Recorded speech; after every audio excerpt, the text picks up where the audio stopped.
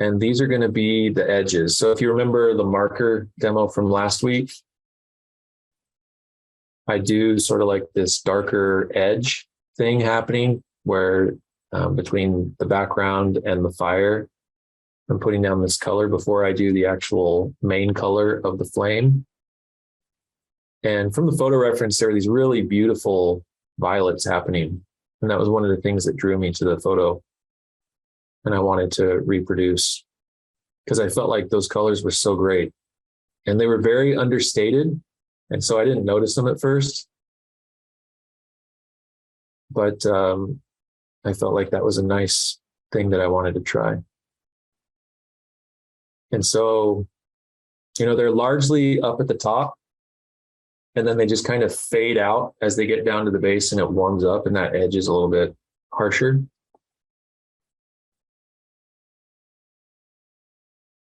But you can see they're lighter than the blues, not by much, but by enough. And, you know, they're redder, so they have that purple. But if you put like a true red violet next to that, that would look very neutral in comparison. So, you know, now I'm putting in this little negative space, that little opening gap in the middle. And, you know, my temptation is, because this is a sort of a great phenomenon, to put it everywhere. It's like, oh, I love it, so I'm going to put it everywhere. So I kind of have to pull back on the reins and say, easy. Don't go overboard with it.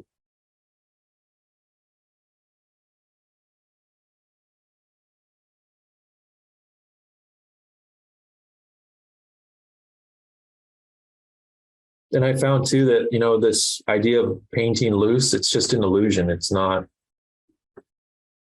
uncontrollable. It's very controlled, but you're doing it with enough flexibility and enough freedom to make it look almost spontaneous or uncaged. There is a lot of constraint there. Restraint.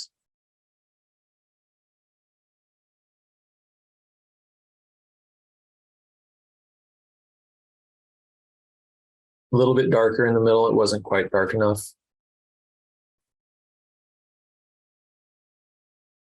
And that will be lightened up.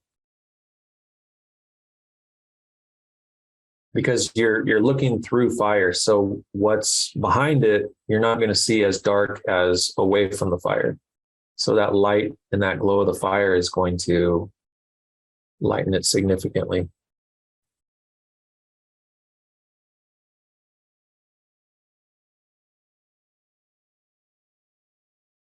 So now I'm warming up that red violet a little bit, mixing orange with it.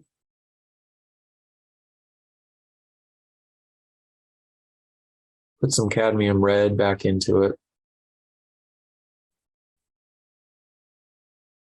And at this point, I was done.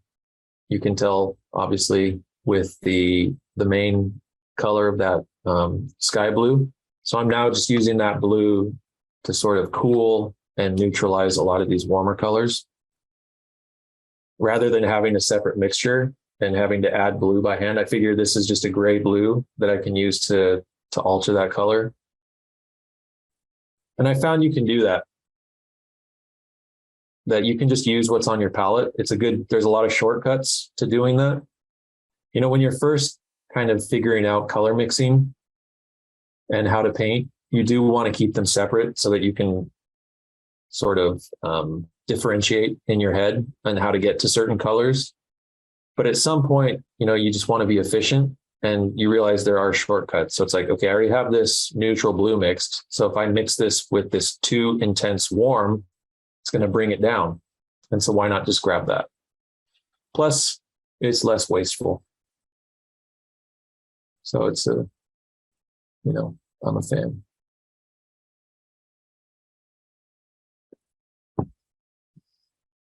So now I want something deliberately warm. I'm starting to work like the main color of the flame. So I'm staying away pretty much from the blues and the cools, though I am tempering that warmth with that red violet, that neutral violet. It's not red violet. But because I don't want it too warm, like I said, I am dipping into that a little bit.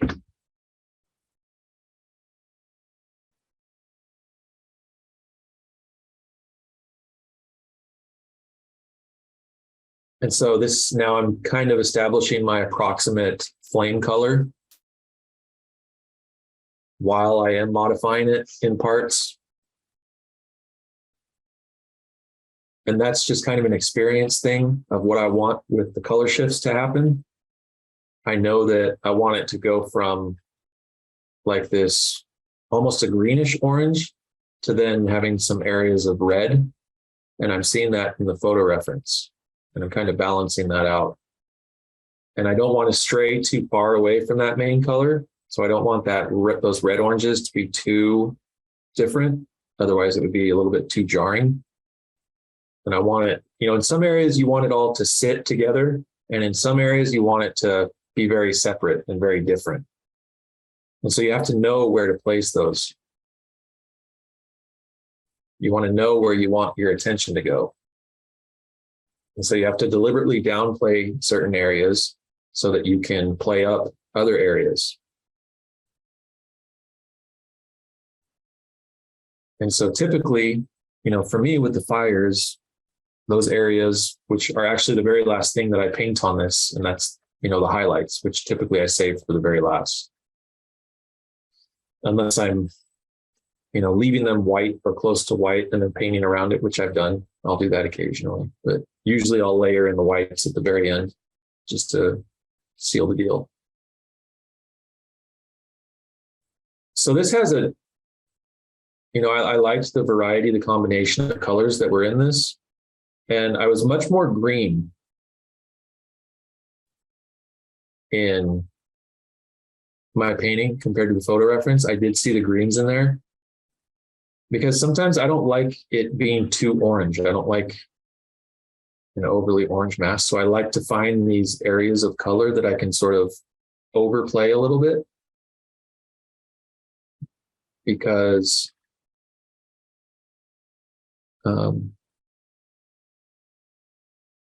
they work because I can get away with it.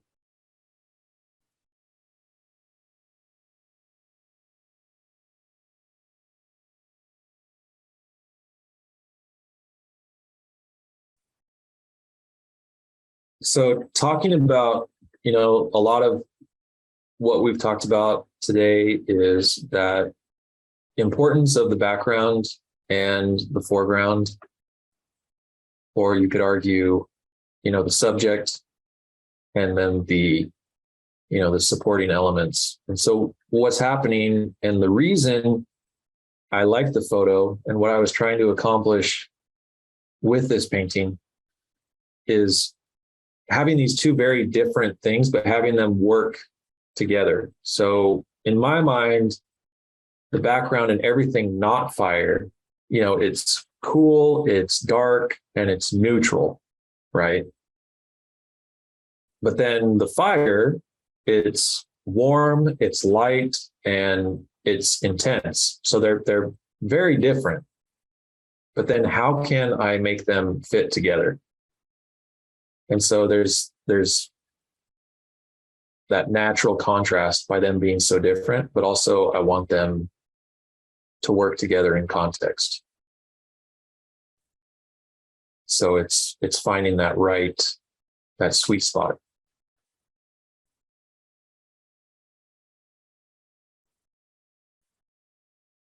So I'm taking some of these neutral pinks, red oranges, putting them down here at the base.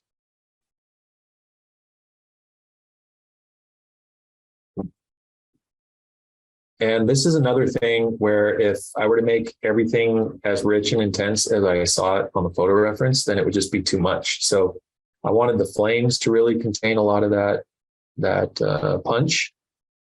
And so I had to downplay some of that stuff at the base just to keep the focus and the attention up top.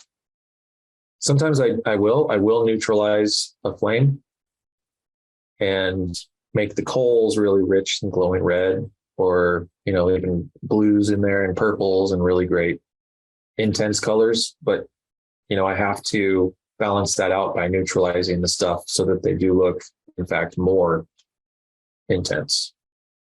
But again, it's that, everything comes with a price, and you have to prioritize that.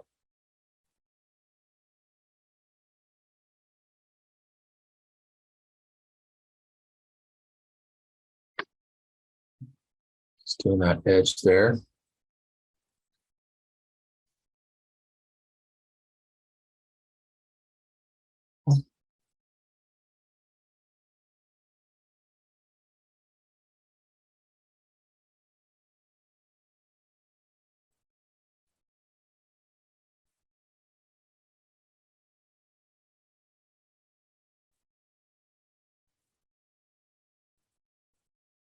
Try not to paint over too much, so I don't want to undo the work that I've done before if it works. So if I want to introduce a new color, if I can, I'll keep a remnant in some way of the underlying color, because I do like that depth. And I know, last time I talked about how I'll typically, as I paint, I think about it in terms of like a mosaic, one color next to another, but just in the order of painting in stages. So typically I'll paint something in my mind in 3 stages. And so if I can have some of that pre-existing initial, laying in, it works all together. It's like this interplay. And that color, just through the process of mixing and adding and modifying, it becomes more nuanced and more subtle than at first. And so I like that, kind of going from simplified to a much more subtle and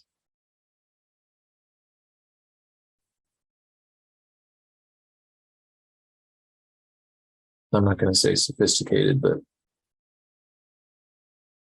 trying to find the right adjective. Okay, so now this is a really bright, rich orange. And I'm just putting some pops of that intense color, because in the middle, in that negative space, it's this really rich area of color,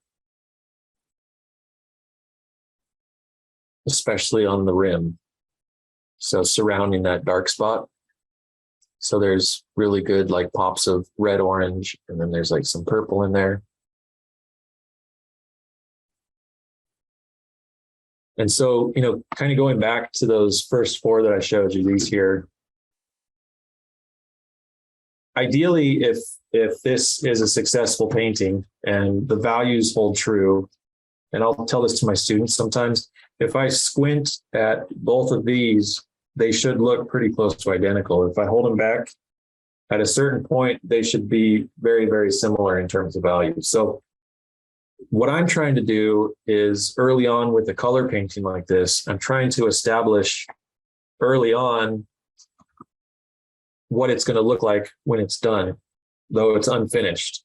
So, it's rough and it's blocked in,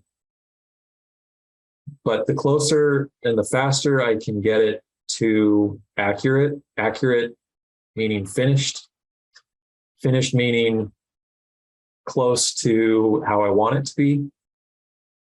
As soon as I can get it to that point, I'm just trying not to ruin it.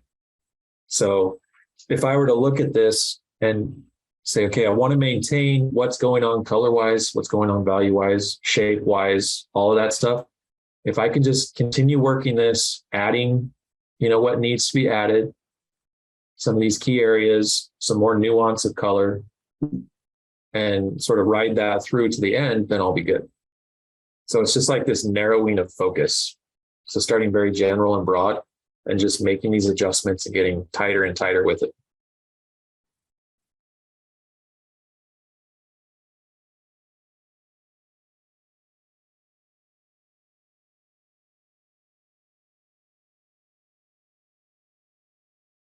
And it's easy to go too far. It's very easy because you get enamored with these bright colors and you want to, maybe rush it and you want to be bold. And I'm not saying don't be bold, I'm saying be thoughtful about being bold.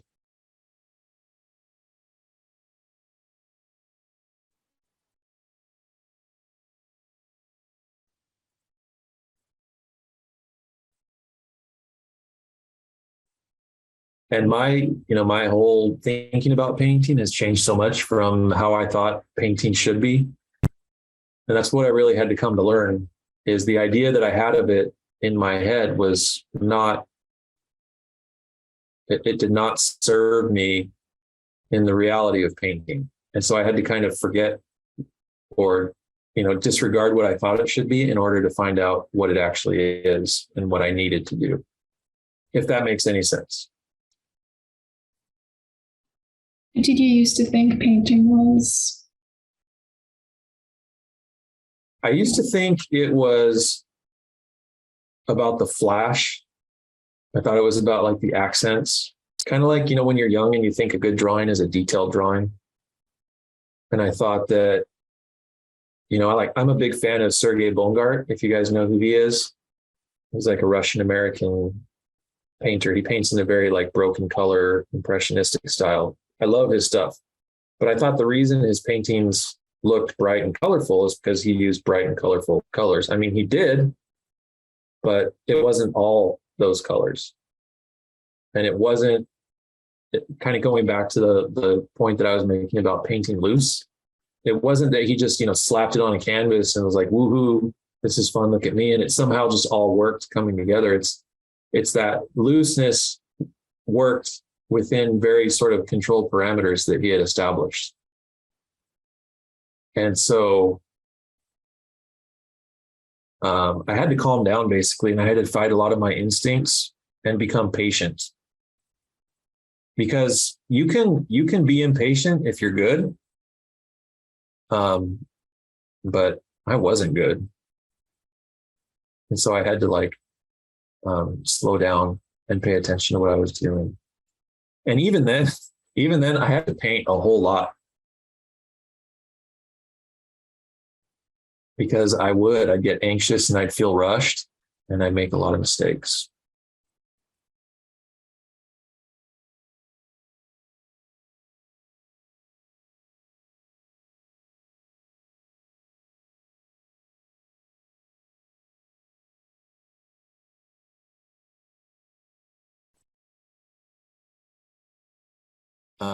I feel like this is very close.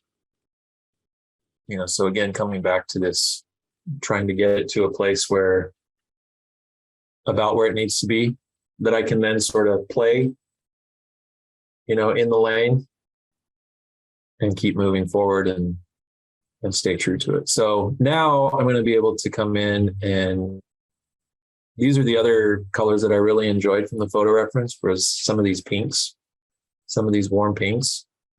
And Savannah, I was glad to hear you say that you had gone back and looked at some of my other work and noticed some of these things, because that's ultimately what I want. Is I want things to make sense and to register visually, but I don't want necessarily for them to stand out on their own. And I want them to fit all together as a whole. So I'm always struggling to find that.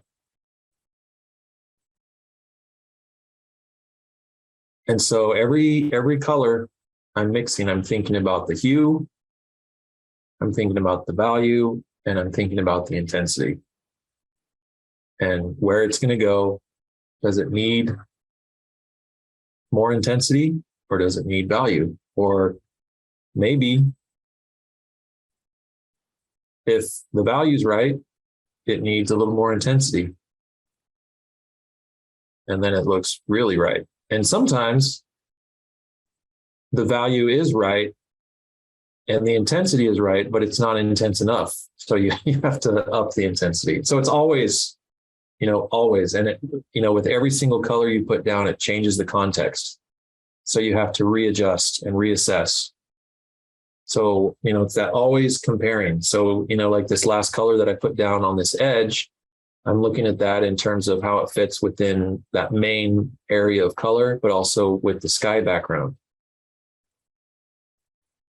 And so it's like, well, maybe that's a little too warm. So maybe I need to cool off that edge because that, feels kind of artificial at some point. And so now I mix this, again, this neutral sort of violet, and that's going to go on the inside of this negative space of the fire hole. So yeah, Barbara, as far as white goes, I try to be pretty sparing with it.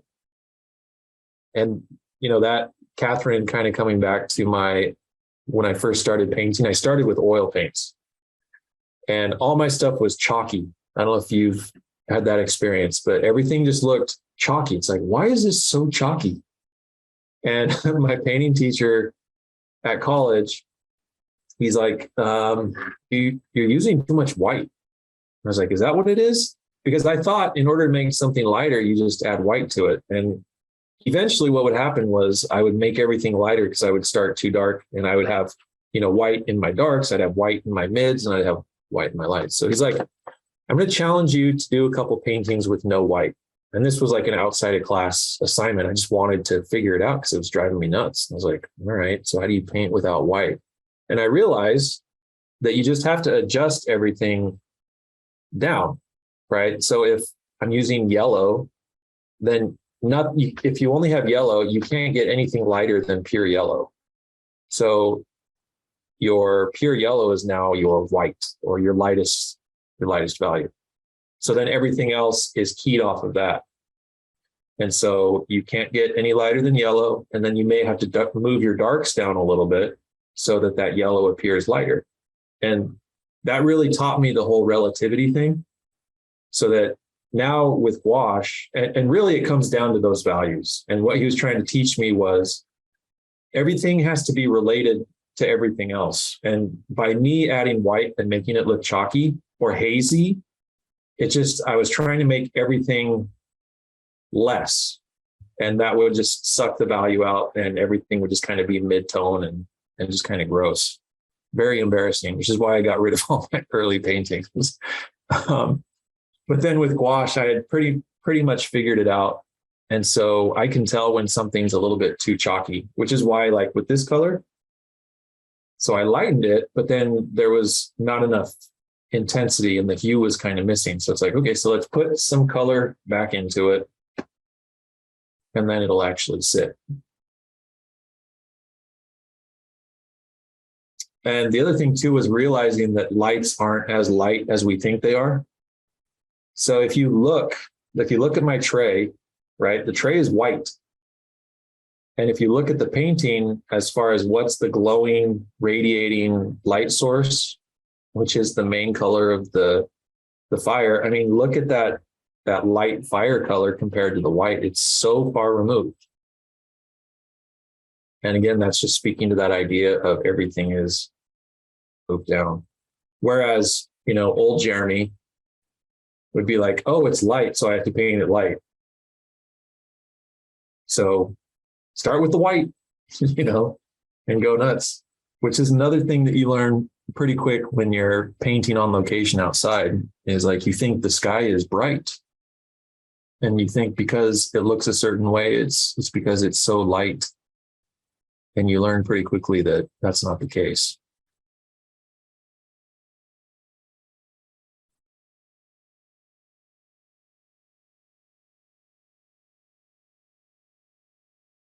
And, honestly, I would like to get more sort of subtle with my color choices. I do start with a very rich, intense color palette. Like each of those colors are very powerful, but I would like to get, much more subtle with a lot of the neutrals, because I think, the more I paint, the more experience I get. I think that's where a lot of that beauty is in the subtlety.